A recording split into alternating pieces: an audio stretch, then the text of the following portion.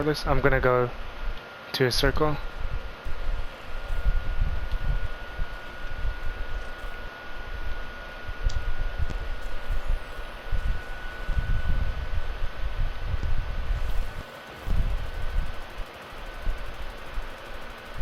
So what, prepare the back or what? We're all gonna be doing back 2-3 side. We all do grenades. Everyone at 2-3 except for Ace, this guy.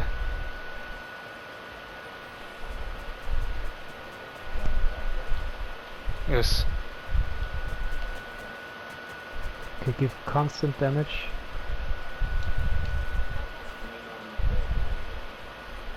Constant damage, no.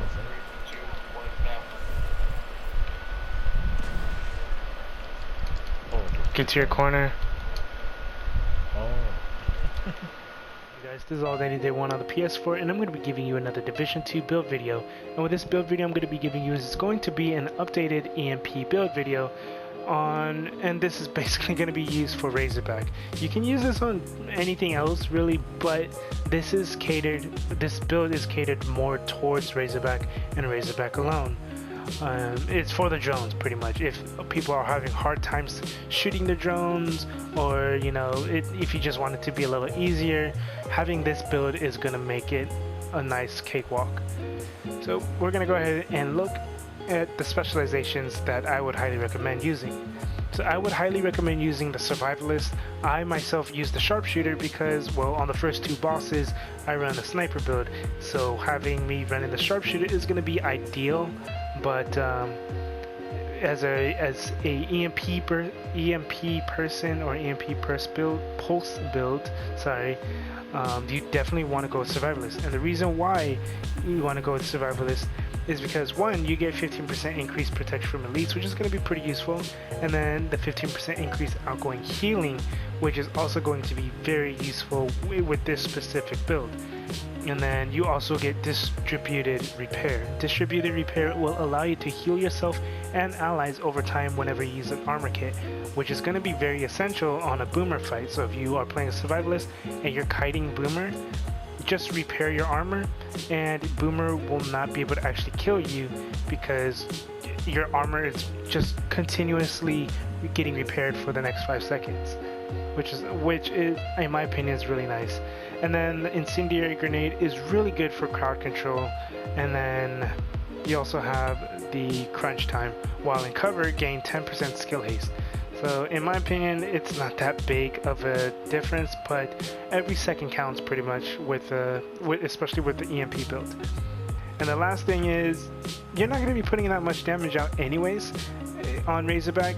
You can, even if you run the demo and use it on the dogs or ads, that's fine. But running attack 50, you can run attack 50 and still do a decent amount of damage if you have aces procced on you. But if you don't, you're really not going to be doing much with your attack 50 anyways. So being the person with the crossbow to shoot the vents is going to be useful. Obviously I'm going to be showing you guys a clip and you're going to see me not running a survivalist. I'm running a sharpshooter, but that's because, like I said, I myself don't run the survivalist because of the first 2 bosses. Now we're going to go ahead and take a look at the build itself. So I'm running an Eagle Bearer and the M249 with a sawed-off shotgun, but I'm only running the M249 and the sawed-off for the talents that it has. And I'm running the Eagle Bearer because the Eagle Bearer is a very good weapon to use, a good AR.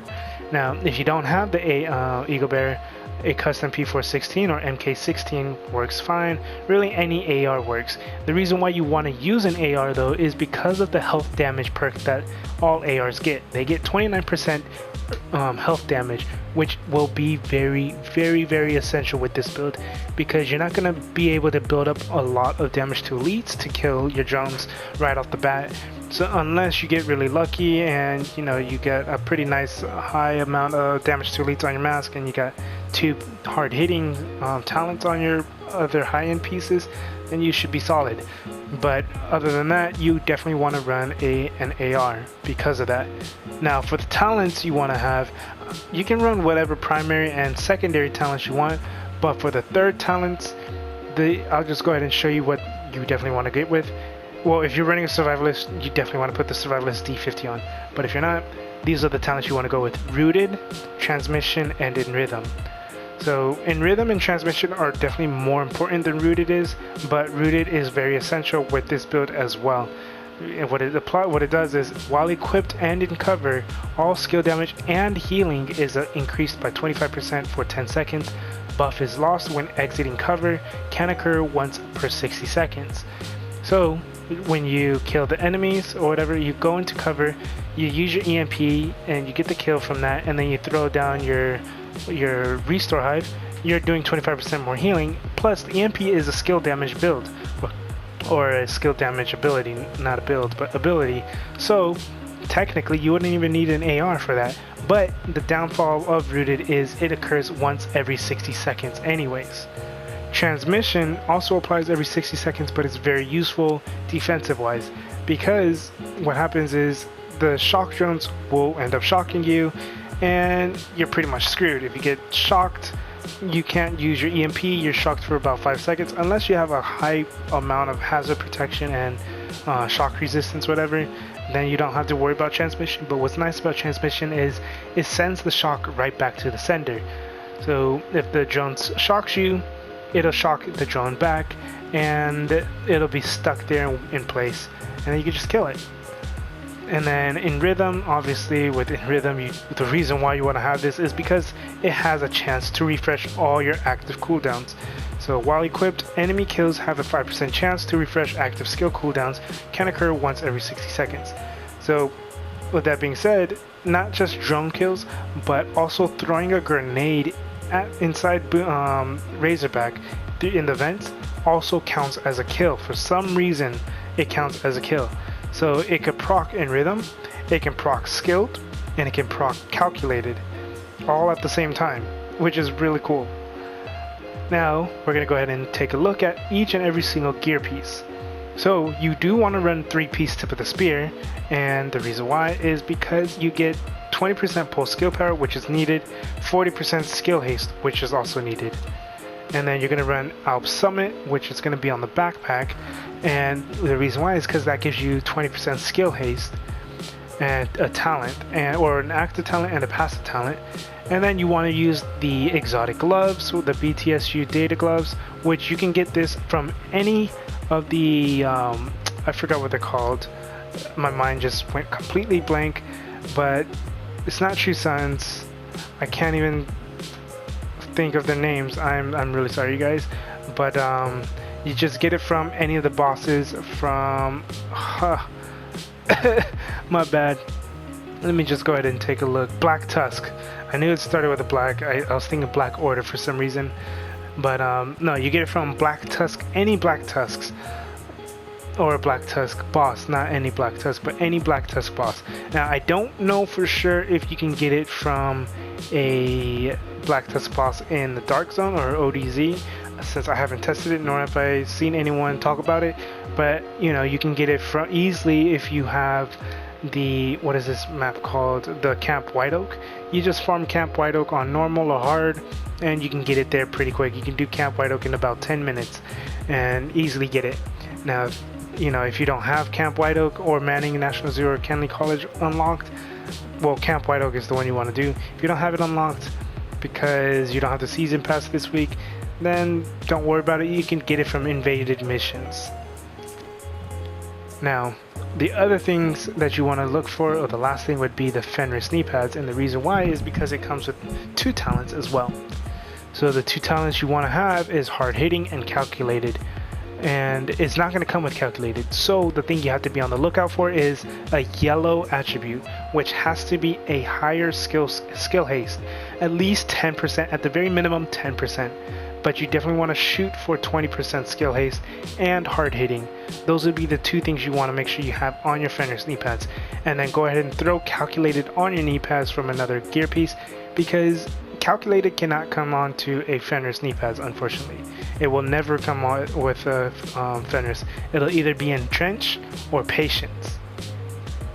Now with the backpack, the Alp Summit backpack, you want to have 2 yellows, which is skill power, skill haste.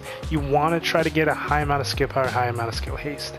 If you don't have high skill power, or at least high skill haste, then you're gonna obviously see a longer cooldown. Skill power is gonna be very useful or essential, so you can unlock the higher radius mods.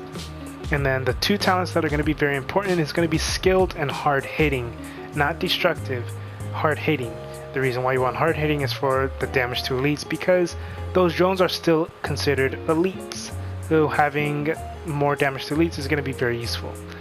Now, the mod slots you have, you're going to want to put any utility mod slot that has high skill power and pulse skill power, one or the other.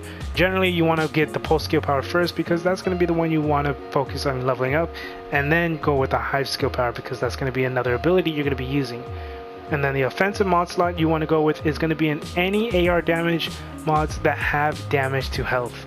So you don't even necessarily have to run an AR damage. It can be anything as long as it has damage to health, because drones don't have any armor, they only have health. So having the more damage to health is just gonna make it so much easier for you to guarantee the kills on the drones. Plus, Razorback doesn't have any armor either. Razorback's just all health, so you can still help dish out some damage. Next thing is going to be the mask, which you want to get obviously a yellow and red on the tip of the spear mask, but with the tip of the spear mask you want to try to get it with skill haste rather than skill power, and definitely shoot for a decent amount of skill haste, like 20% skill haste would be useful, 15 at the minimum, and then try to go for 30% or higher damage to elites, because at the minimum I believe 50% DTE is, or no, 40% DTE with one AR, or with an AR on, it's going to guarantee you on the kills on the drones. If you can get 50% and higher on your DTE, not just your mask, you know, just your stat sheet alone, then you can get a kill while using your specialist weapon or an LMG or whatever other weapon you're using. Now for the chest piece, I am running 930 skill power, 43.6k health, and 4% crit damage. Unfortunately, you don't want to run the crit damage at all ever on your chest with whatever build. I mean, unless you have a build that is gonna guarantee you your crits, like the high 50%, 60% crit chance. But with this, I'm not getting any crit chance at all, so there's no point in me to have any crit damage. What you want to have for the red is either headshot damage or weapon damage. Ideally, weapon damage would be the more preferred route to go with, because not all enemies have a head. For example, drones, they don't have a head. Now for the holster, you're going to go with double yellows, skill haste and skill power. 45% skill haste is what I have, and then 351 skill power, which isn't too bad. Now with my mod slot, I went with obviously 4% weapon damage and 0.5 weapon damage or AR damage, and then weapon damage, and then SMG damage. I don't have an SMG. Damage to health would have been better, but unfortunately I didn't have the mod. And same thing with my chest piece. I have damage to armor instead of damage to health, and then my mod, my utility, has pulse skill power and extra outgoing healing, which is going to be really useful. Now for the BTSU gloves, like I said, you can get this from any Black Tusk leader or boss, pretty much from open world or missions. It's really nice, especially for skill builds, very useful for skill builds. And here's what it does: elemental gadgetry. Skills that apply status effects gain plus 50% status effect duration and plus 50% skill haste. So you don't have to actually use the ability in order for that to proc. Elemental gadgetry is going to proc regardless. So that means your EMP pulse is going to have a 50% skill haste on it already with a 50% status effect duration. So if you're trying to EMP an enemy, then they're gonna be the EMP is gonna last on them 50% longer. But obviously the EMP is not gonna be important. It's only there to kill the drones. And then you have energy infusion, which is gonna be really useful for the restore hive. So whenever you apply a status effect, your gloves become infused with that effect for 60 seconds. While infused, you gain 10% skill damage, 10% skill healing and repair, and 10% skill duration for each electronics you have. So as you can see, I have 11 electronics, which means I'm at 110% more skill damage, healing and repair, and duration. Now all we need this for is really just the skill healing and repair for the restore hive in general. It's going to be nice for the skill damage as well because it does apply to the EMP pulse, but you need to be infused first for that to really take in place. So EMPing the enemy or the drones is going to allow you to become infused, which then, I mean, it lasts for 60 seconds and you should have your EMP pulse back before that. If you don't, then there's something wrong with your build because you shouldn't have an EMP pulse that's longer than 60 seconds. The last one is going to be charged proxies. Don't worry about charged proxies. It's not going to, you're not going to want to use it or try to use it, I guess. But what you do need to be aware of is you can get yourself killed. So try not to throw your hive restore on you. Try to throw it kind of, you know, within the group, but don't go at the actual center of it because it's going to proc an explosive of whatever status effect that you applied, which would be the EMP. Now, I don't know if it'll actually EMP you, but I have been killed from it, which makes no sense because I mean, I guess it makes sense because the EMP did damage to the enemies, but overall, to me, it didn't really make any sense why I died. But it is a 6-meter radius, so it's not that big of a radius. Now, the mods you want to go with on the 2 utility mod slots, well, that I went with, was skill power, high skill power, and outgoing healing on both of them, which means I'm looking at a total of 10% outgoing healing, and if you run the survivalist, that's 25% outgoing healing right there. That's a lot of outgoing healing. You're healing your allies a lot. They're going to be healed pretty much 100% of the time. And then obviously on the defensive mod slot, I just went with health. I didn't really care what I put on there. Now for the abilities I'm going with. I have the Restore Hive, which has a 28.1 second cooldown, 25 charges, 15 meter radius, 50 second duration, and it heals for 54.7k. And with me being infused, energy infused, that's gonna be doubled up to 109k. But the other thing you also have to keep in mind is I have that extra 10%. I'm at 110%, not just 100. So I'm just gonna round it up. It might be like 113k healing per restore hive tick, or whatever you want to call it, little micro drones. That's what they're called, micro repair drones. So they're gonna do 110k, about 110k healing per tick, which is really nice. That's pretty much a whole armor bar for myself, obviously, and for many people. It'll probably take 2. I have 1 healing mod slot, 1 skill haste, and 1 radius. Now I could replace the skill haste with a heal as well, but to me I just didn't see the point in adding extra healing to it because it's not going to go any higher.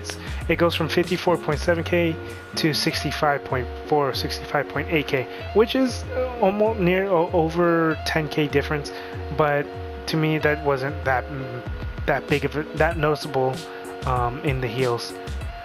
Now for the jammer, I'm at 29.3 seconds, and that definitely sounds long because it is a long cooldown. But the way it works is you definitely want to make sure you have the 2 radius mods. The 2 radius mods because you want to get that 20 meter radius. So you want to, the way this EMP is going to work is you want to make sure you're in cover when you EMP pulse the drones. You pulse the drones and then it's going to proc calculate it. It's not going to count on each and every single drones, unfortunately, otherwise that'd be very overpowered and you wouldn't even need skilled or in rhythm. But it does proc calculate it, so that means instead of you going at a 29.3 second cooldown, you'll be down to, I believe, like a 22 or 21 second cooldown. And then make sure you stay in cover and you can shoot the drones when they spawn out. Just shoot like 2 or 3, kill 2 or 3 drones, and then you should have your EMP back. And by then, I mean, you can either EMP them or just shoot the rest of them, because your restore hive is going to heal you through those drones anyways, not through 8 drones shooting at you at once. You're going to get melted, but you will be able to shoot the drones still, and then you'll have your pulse back just in time for the next wave of drones.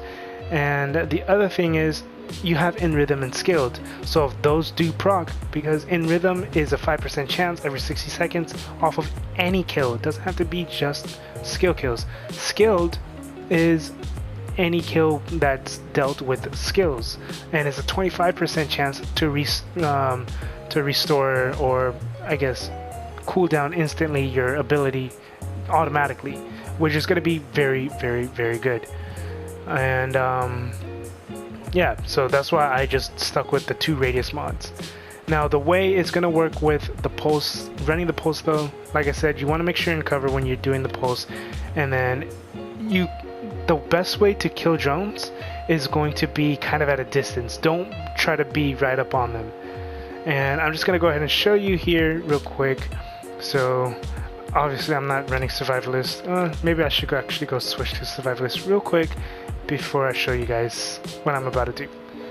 And yes, I am going to show you guys gameplay as well, so if you want to skip towards the gameplay of me using the pulse, then just go ahead and do that. Pretty much done explaining everything you need for this pulse build. I'm just going to show you a little something at the shooting range with the pulse. So with the BTSU gloves, I'm going to just go ahead and pulse the dummies or the shooting targets. And as you can see on the bottom, it shows infused. I'm going to drop my restore hive right here, and then I'm going to just kill the dummies. And as you can see, calculated is basically giving me my EMP back a lot faster than just 25 seconds.